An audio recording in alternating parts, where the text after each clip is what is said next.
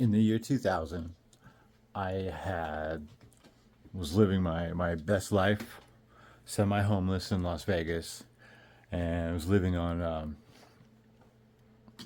Sierra Vista and Swenson. Anyone around there, you may know it. Probably the nicest part of town.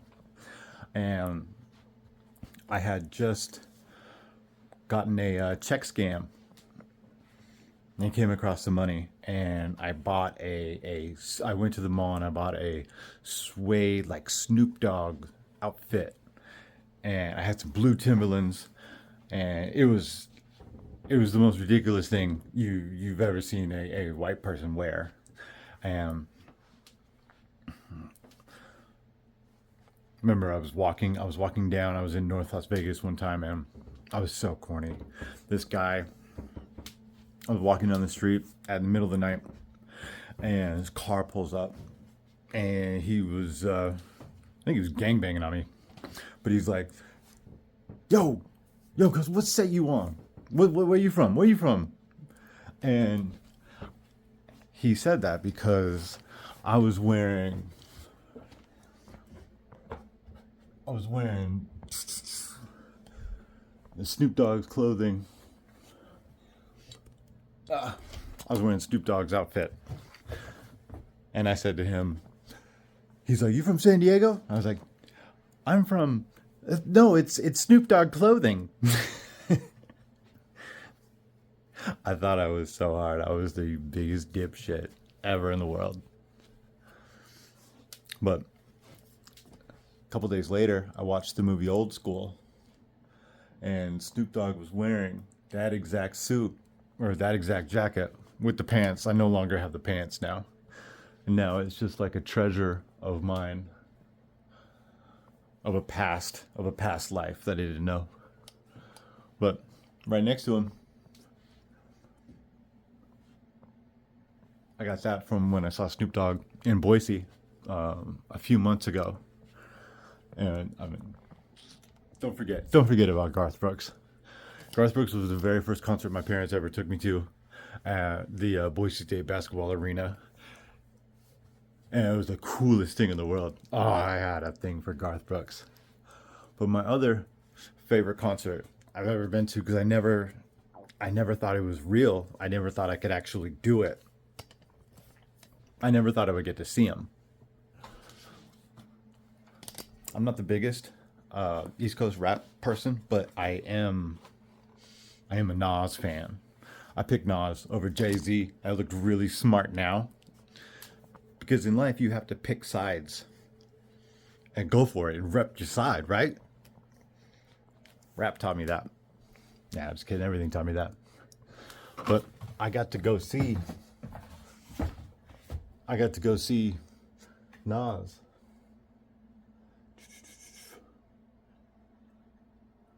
Where is it?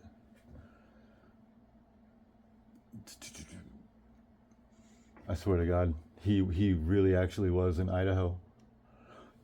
Garden City, Idaho. You see that? Of all of the things, it was in a small area, but going to see Nas in concert was a lifelong dream, and I can't believe it happened. I can't believe I was able to get the chance to do it. Anyway, I just wanted to share that. Thank you. The Black American population is vitally important to me. So many of my idols growing up, so many of the people I listen to today are Black. I I remember my friend in when we played football, Optimus football. We were so into the 49ers. Well, I was. He had a different team, but I was so into the 49ers. I etched the number 80 in my head for Jerry Rice.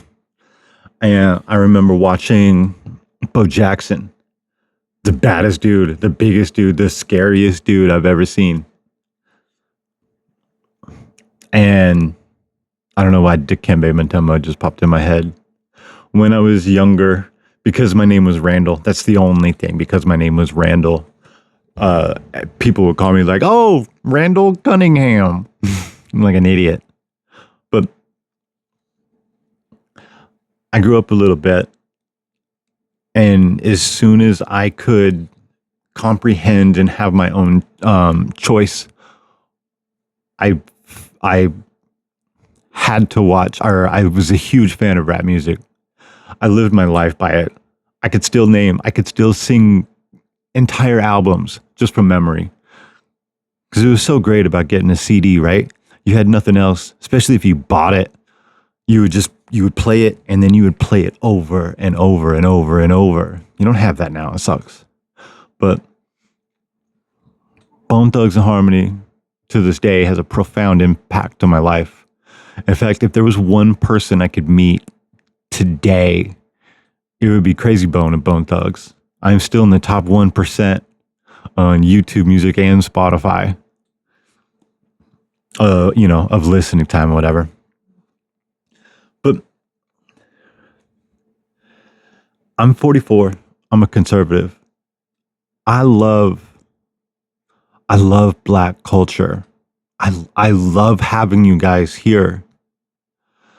I don't know why, since the beginning of me becoming aware of politics and everything, I don't understand. I mean, I get it, but I don't understand why you think the Democrats like you. They hate you, just like they hate everything else. If you're Black in America, you are just as much American as all of us. And I don't have anything. I have nothing. I don't know where I'm going with that. But you have just as much a right to be here as I do. But you don't have anything extra that you need or desire or require. I'm talking about reparations. I'm talking about we don't have any laws for you. Like, oh, because you're Black, you get to do this. Just the same as there doesn't have to be a thing. God, it's kind of hard. Laws are laws, and they needed to be.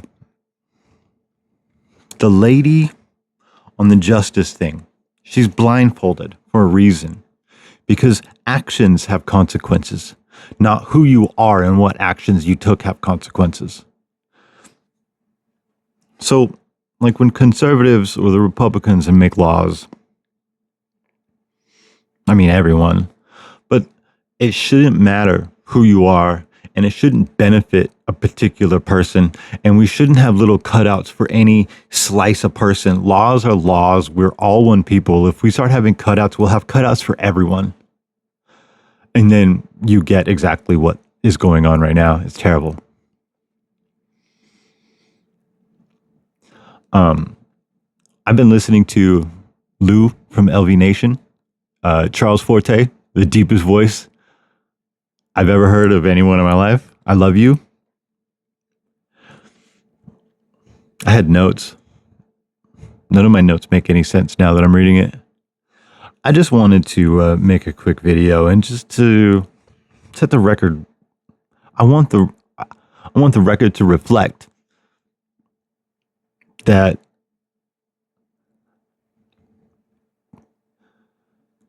to the Black people, we're with you. Your story is our story. You are not African. We're all from Africa. I get it. Oh, that doesn't get me. But you're American. When I see an African come here, I don't think, oh, I don't get them confused with you at all. A Black dude from Paris, he doesn't look like you. He doesn't act like you. He's not as cool as you are. For the conservatives, have you ever noticed that when anyone from Kanye West and currently Nicki Minaj right now, whenever they say anything or they come out just a little bit conservative, we jump on them and we're like, hey, come here. We need you. I don't know if that was the right word, but we love you. It's so glad to have you here. It's true. It's true. All of the cool stuff that I was going to say, and it came out however this video came out. I just want to tell you that We love you. We do not think less of you.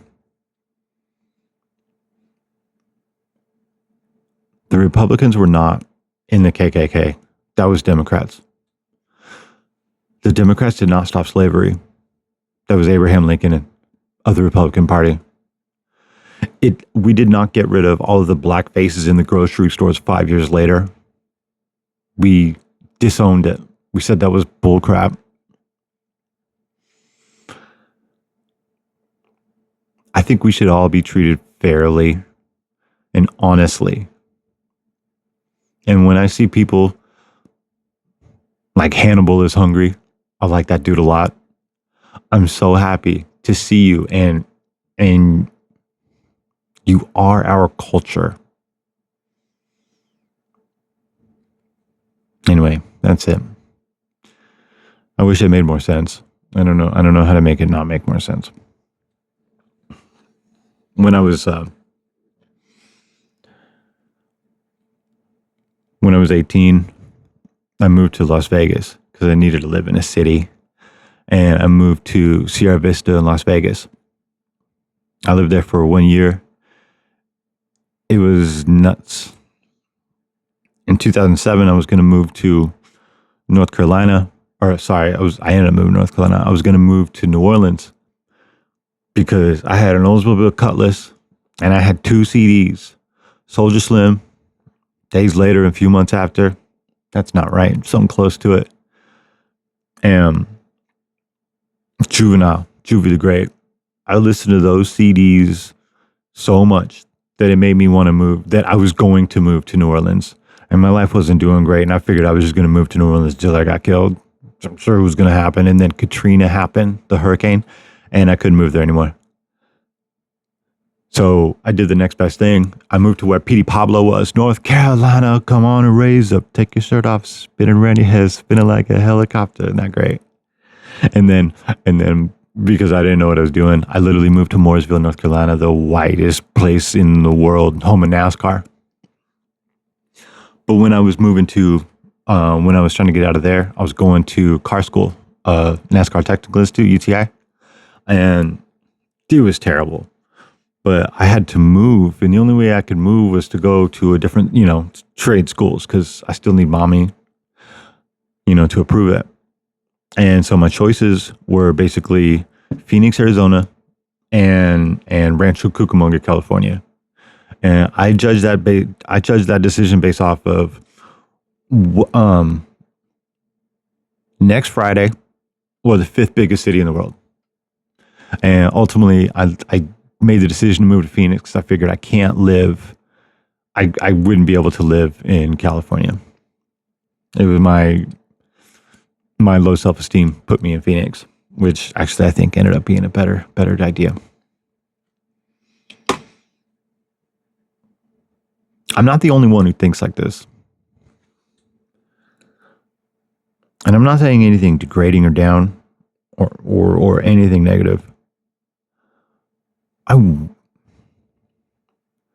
We need to be united. There are enemies at the gates and enemies within, and people that try to divide us and tell us that we hate you, and we don't. Not even a little bit. So anyway, that's all I got.